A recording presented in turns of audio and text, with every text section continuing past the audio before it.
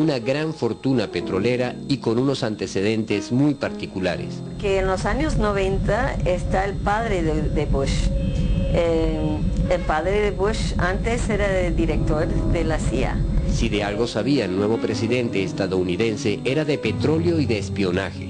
Herbert Bush había llegado a ser el director de la Agencia Central de Inteligencia a mediados de los años 70, conectándose con elementos de la mafia que marcarían hitos en la historia del terrorismo mundial.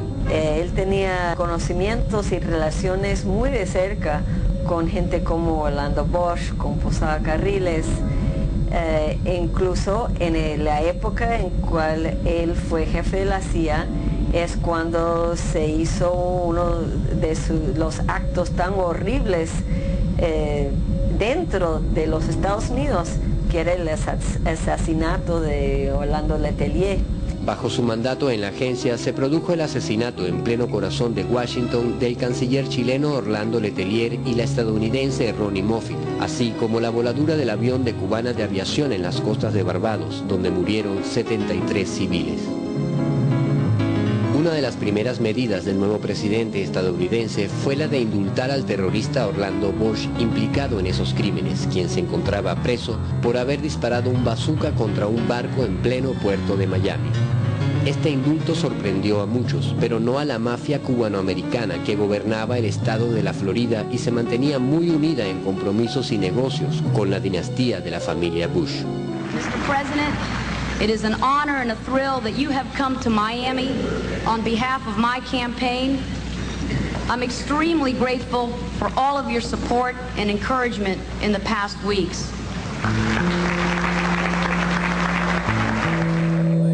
Al antiguo director de la CIA, ahora al frente de la Casa Blanca, le tocaba entrar a dirigir el imperio en lo que se suponía era el ocaso de la Guerra Fría y el comienzo de una etapa de paz.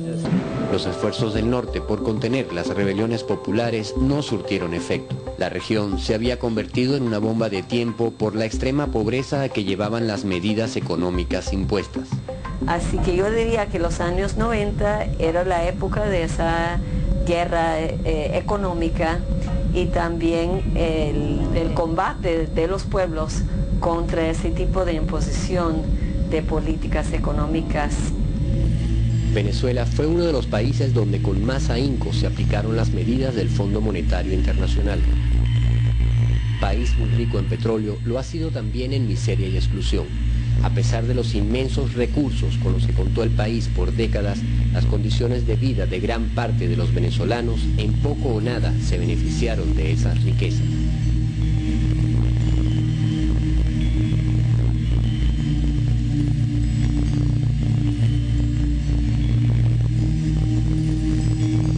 Desde los años 60, el poder político en Venezuela se fue turnando en dos partidos que hicieron del ejercicio de gobierno un gran negocio para los intereses extranjeros y una calamidad para sus pueblos. La circunstancia que está viviendo Venezuela y las orientaciones de la política del presidente Bush nos ha acercado mucho más, puesto que son cuestiones fundamentales lo que en este momento estamos tratando con los Estados Unidos. Gobernantes que a cambio de llenar sus bolsillos acataron las órdenes de organismos extranjeros para amarrar la economía del país a una deuda externa impagable, un mecanismo de dominación económico basado en el soborno y la corrupción, que le rindió grandes ganancias a su creador, el capital internacional y el imperio del norte. Las medidas que anunció el país en materia económica no pueden estar desligadas de decisiones dirigidas a fortalecer la calidad de la vida y a preservar el ingreso real de las mayorías nacionales. Demagogia y represión fueron las herramientas con las que los gobernantes de turno creyeron que podían perpetuar la aplicación de aquellas medidas. Esta medida es sana. Esta medida es sana, es necesaria. Produce inicialmente dificultades. No lo negamos, no deseamos esas dificultades. Nos duele esa circunstancia y ya las medidas anteriores iban orientadas en ese mismo sentido.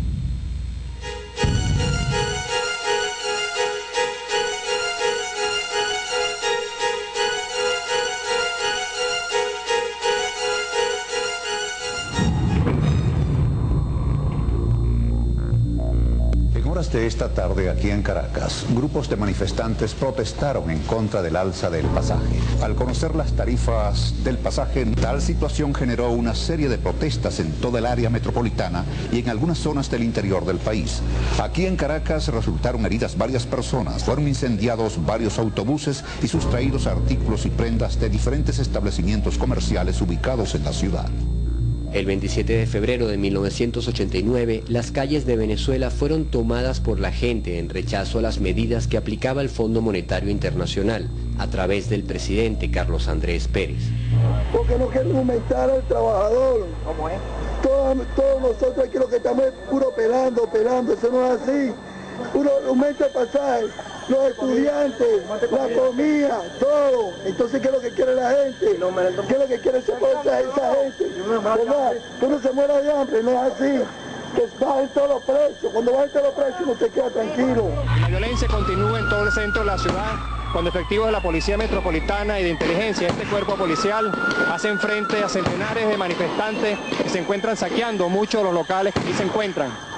La policía, que ha estado apoyada por el Ejército y por efectivos de la Guardia Nacional, ha tenido que disparar para poder hacer correr a todos los sujetos que se encuentran saqueando muchos de estos establecimientos. Estos sucesos, conocidos como el Caracazo, le quitaron la máscara a la falsa democracia que gobernaba el país. Decreta, artículo primero, se suspenden en todo el territorio nacional las garantías establecidas en los ordinales primero, segundo, sexto y décimo del artículo 60 y en los artículos 62, 64, 66, 71 y 115 de la Constitución, dado en Caracas a los 28 días del mes de febrero de 1989. El plan económico que provocó aquellos sucesos siguió en marcha con un objetivo muy claro. Entonces empiezan con el ajuste y el consenso de Washington a hablar de privatización.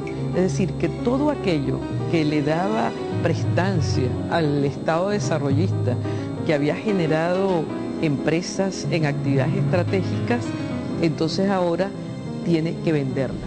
En los años 90 fue, si se quiere, la década donde se profundizó la venta del país. Intentaron aplicar a fondo todas las recetas del Fondo Monetario Internacional, todos los procesos de privatización en materia de telecomunicaciones, en materia de lo que eran distintos servicios fundamentales para el país, en materia de lo que eran los medios de comunicación. Vamos a restar el déficit fiscal para disminuir la inflación, reducir el número de evasores fiscales y los subsidios que distorsionan la economía. Yo creo que la Agenda Venezuela resumía además todo lo que eran las principales banderas para la privatización, que era toda una campaña de debilitar el Estado, de dejarle todo al mercado, de que el Estado, digamos, el Estado era ineficiente, que el Estado no debía jugar un papel fundamental. Vamos a multiplicar las oportunidades de financiamiento en los sectores industrial y agrícola con el apoyo de organismos internacionales para el logro de una Venezuela mejor. Con la Agenda Venezuela, el país fue perdiendo importantes empresas a través de las políticas de privatización en los años 90. La aerolínea estatal Viasa fue una de ellas. Viasa, la línea aérea de Venezuela. Yo fui tripulante de cabina durante 20 años aquí en nuestra línea aérea bandera Viasa. La Torre Viasa. ¿Cuánto recuerdo guarda para nosotros esta torre? Esta es la Torre Viasa, lo que queda de ella. Tristeza es lo que nos da aquí a nosotros cada vez que venimos aquí. Siempre estamos dándole la vuelta. Este era el cerebro de Viasa. Aquí estaban todas las oficinas, aquí se controlaba Viasa todas sus operaciones, pasajeros, mantenimiento, las nóminas, todo funcionaba en este edificio. Mucha gente, muchos venezolanos y muchos extranjeros se acuerdan del buen servicio de Viasa, y esto es lo poco que quedó de esa empresa que fue orgullo nacional.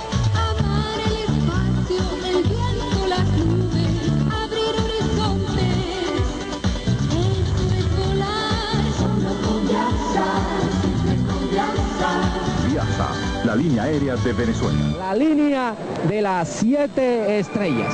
Viaja siempre más.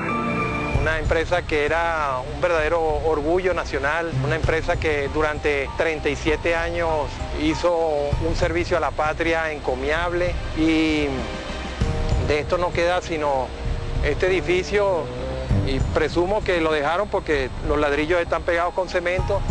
Lo demás, todo, absolutamente todo, fue víctima de un brutal y burdo saqueo.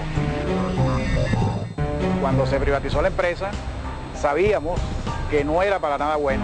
El proceso que se estaba utilizando, el proceso neoliberal, que consistía en privatizar todas las empresas del Estado, a la larga eso nos iba a causar problemas.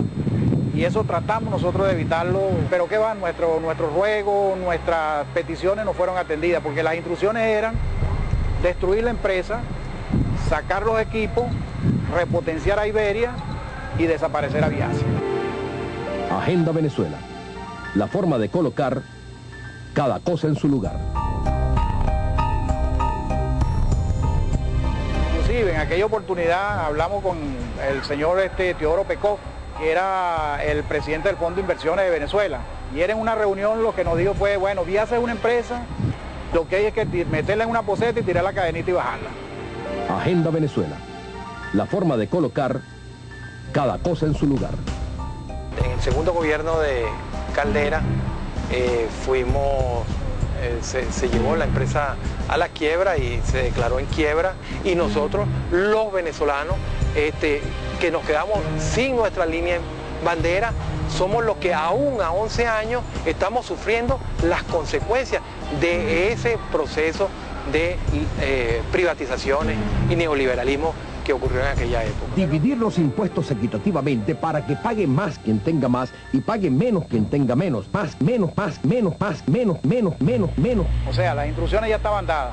Eran instrucciones que ya se traían los gobiernos de la Cuarta República, destruir a Viasa, privatizar inclusive la CanTV, lo cual lograron, es el petróleo de Venezuela. Eso fuera sido, oye, la venta total del país. En la lista de empresas por privatizar que había dictado Washington figuraba a la cabeza la estatal Petróleos de Venezuela. A partir del año 1993 se comienzan a dar los pasos para entregar la industria a las transnacionales bajo un plan que se llamó Apertura Petrolera.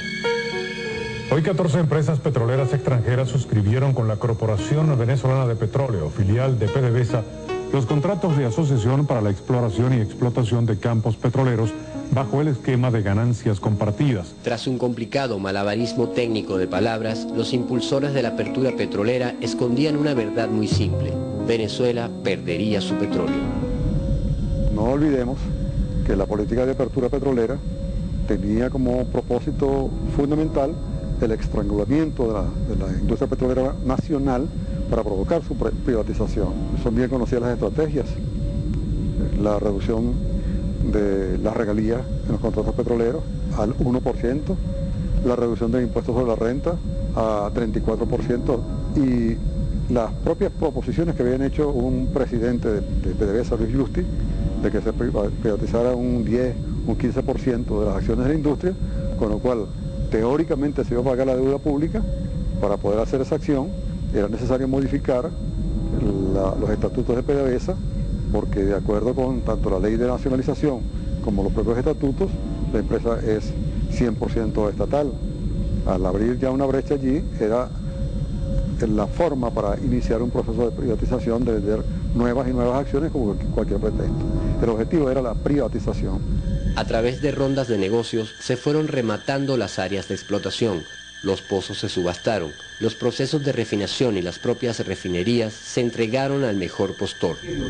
Todas estas cosas van en la dirección de privatizar la actividad, porque al privatizar la actividad estamos nacionalizando la actividad. Más, menos, más, menos, más, menos, menos, menos, menos. Porque al fin y al cabo la nación está constituida por mucho más privados que por los funcionarios y servidores públicos. Con los buenos oficios del director de PDVSA se llegó al extremo de entregar la parte medular de la industria petrolera, su cerebro tecnológico.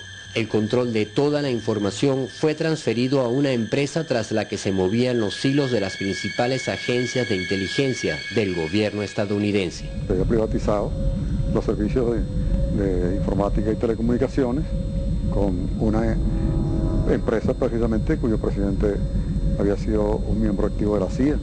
A partir de esa entrega, la industria petrolera podía ser manejada íntegramente desde Washington. Y una industria tan modernizada como esta, pues, funciona en su totalidad. Lo que son las nóminas de personal, pago de empresas, exportaciones, importaciones, etcétera, etcétera. Todo eso está informatizado y centralizado. Bueno, esa función que la venía cumpliendo PDVSA muy bien, se privatizó. La mayoría de las acciones las asumió esa empresa norteamericana, SAIC, con un mínimo de participación de PDVSA, y eso garantizaba que el control de toda la información y todas las comunicaciones de la empresa estuvieran bajo el control de SAIC.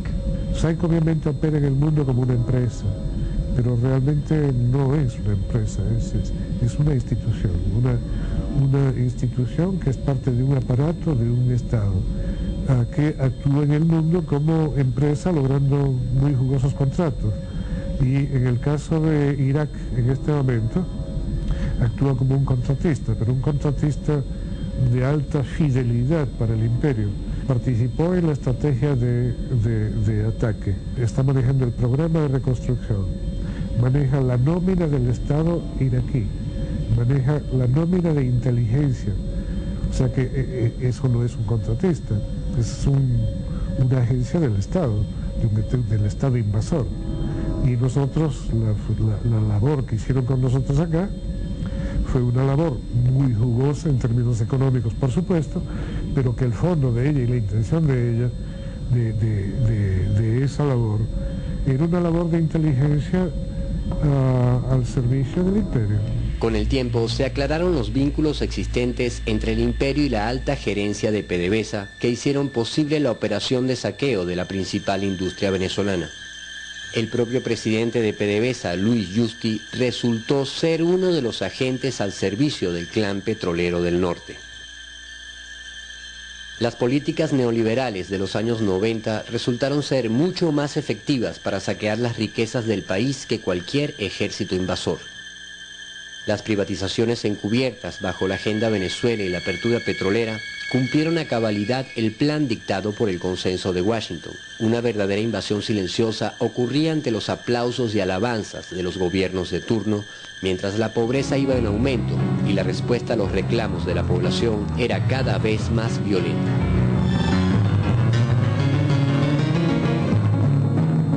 La descomposición social creció como nunca en Venezuela, pero también crecieron las organizaciones populares que luchaban por un cambio de rumbo en el país. Algunos miembros de las Fuerzas Armadas fueron parte en ese proceso, y un movimiento llamado Bolivariano 200 se dio a conocer al mundo al rebelarse contra el gobierno en la insurrección cívico-militar del 4 de febrero de 1992.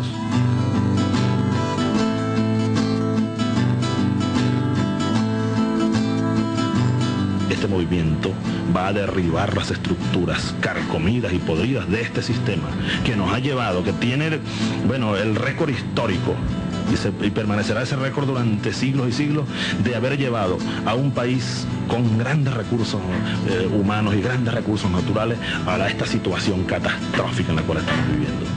La acción de estos jóvenes militares, inspirados en el ideario del libertador Simón Bolívar, trató de devolverle la soberanía al país, pero fueron derrotados a las pocas horas por las fuerzas del gobierno. De allí comenzaron ellos a analizar, me propusieron un mensaje a los compañeros en armas por todos los canales y los medios de comunicación. Yo le exigí mi boina, exigí, bueno, salir con todo mi uniforme y bueno, mira, en un tris, como dicen allá en el llano, estaba yo frente a las cámaras. Mi intención fue enviarle un mensaje a los compañeros y de tranquilidad al pueblo venezolano para evitar, pues, más, como lo dije en esa ocasión, más derramamiento de sangre. Y este mensaje bolivariano va dirigido a los valientes soldados que se encuentran en el regimiento de paracaidistas Aragua y en la brigada blindada de Valencia. Compañeros, lamentablemente por ahora los objetivos que nos planteamos no fueron logrados en la ciudad capital. Es decir, nosotros acá en Caracas no logramos controlar el poder. Ustedes lo hicieron muy bien por allá, pero ya es tiempo de evitar más derramamiento de sangre, ya es tiempo de reflexionar y vendrán nuevas situaciones y el país tiene que enrumbarse definitivamente hacia un destino mejor. Así que oigan mi palabra, oigan al comandante Chávez que les lanza este mensaje para que por favor reflexionen y se pongan las armas, porque ya en verdad los objetivos que nos hemos trazado a nivel nacional es imposible que los logremos. Compañeros, oigan este mensaje solidario, les agradezco su lealtad, les agradezco su valentía, su desprendimiento, y yo ante el país y ante ustedes asumo la responsabilidad de este movimiento militar bolivariano. El breve mensaje ante las cámaras de aquel joven militar no solo llegó a sus compañeros de armas. Las palabras de Hugo Chávez Frías y la acción de aquel movimiento marcarían el inicio del cambio hacia un nuevo proceso de lucha. Carlos Andrés Pérez se vería obligado a renunciar a la presidencia ante el terremoto político que significó aquella insurrección. Tras un breve periodo de transición, el socialcristiano Rafael Caldera llegaría a la presidencia para continuar impulsando las mismas medidas económicas dictadas por el Fondo Monetario Internacional. La privatización es un negocio donde nadie pierde y todos ganan. El dinero que se está invirtiendo en Venezuela será recuperado con creces. El futuro del país. Chávez sería encarcelado y con Caldera en el gobierno todo parecía seguir igual en el país. Nosotros hemos lanzado aquí en Venezuela y en América Latina la bandera bolivariana, la hemos izado de nuevo. Es una ideología que tiene su razón de ser, que tiene su esencia en nuestra propia historia. Quedaría sembrada la semilla de la revolución que haría temblar los mecanismos de dominación en Venezuela. Y la historia venezolana de los años que vienen dirá cómo esa fuerza inmensa que es y será el movimiento bolivariano, aliado en un gran frente nacional, donde se integren las diversas fuerzas sociales del país y del continente, por qué no decirlo así, vamos a tomar el poder y vamos a transformar este destino venezolano. Y ahora con el traje civil le pedimos al pueblo venezolano que nos acompañe todo como un solo hombre en la búsqueda de la transformación estructural que este pueblo requiere. El comandante Chávez había permanecido 2 años en la cárcel tras la fallida insurrección. La presión popular logró su libertad a través de un indulto, y a su salida, el comandante encontraba que en pueblos y ciudades el ideal de la revolución había germinado. Nuevamente se intentaría llegar al poder, pero esta vez la estrategia sería por la vía electoral.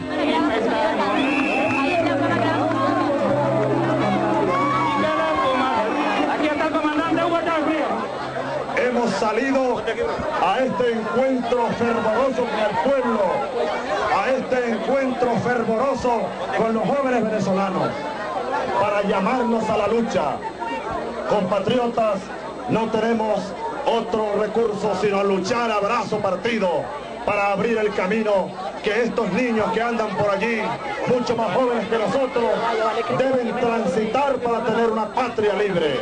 Nosotros hoy, lamentablemente, tenemos que decirlo, no tenemos patria libre. La patria la violaron, la patria la mancillaron, la patria la acabaron tanto corrupto y tanto traidor.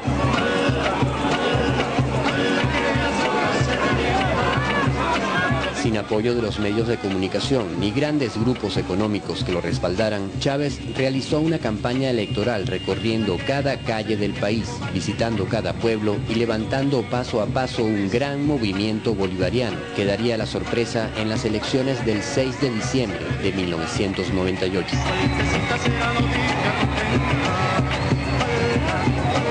Hugo Chávez, un teniente coronel retirado, es el presidente electo de Venezuela. Chávez se impuso abrumadoramente con el 56% de los votos. Luego de su victoria por amplio margen en las elecciones del domingo, Venezuela ya tiene un nuevo presidente y en las calles celebran el triunfo. Sus seguidores se lanzaron a las calles del país para celebrar la victoria de Hugo Chávez.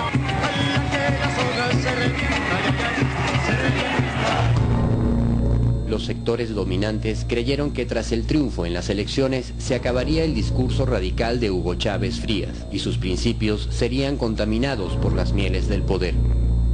La estructura legal del Estado se encontraba diseñada para favorecer a los más poderosos, manteniendo el sistema de injusticia y desigualdad. Desde el punto de vista del norte, era cuestión de tiempo ver al nuevo presidente transformarse en un mandatario convencional sumiso a los intereses del gran capital.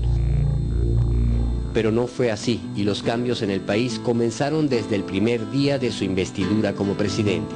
Lo más importante para mí es la nueva ola que se abre en América Latina con la Revolución Venezolana, que se inicia en el año 99 con la toma de posesión de Chávez, en el marco de un declive del imperialismo norteamericano, que es un tema muy largo, pero que se resume en su carencia de agua y de energía y en su pérdida de peso en la economía mundial. Algo había cambiado en el mundo durante la década de los años 90. Desde el foso de miseria en que América Latina había sido sumida, surgían fuerzas de cambio que le torcerían el rumbo a la historia, ganándole terreno al colonialismo neoliberal. Ahora sí creo, boleando por todas partes, que estamos a la puerta de una inmensa victoria histórica, estratégica, táctica. Terminaban los años 90 y comenzaban tiempos de revolución en América Latina.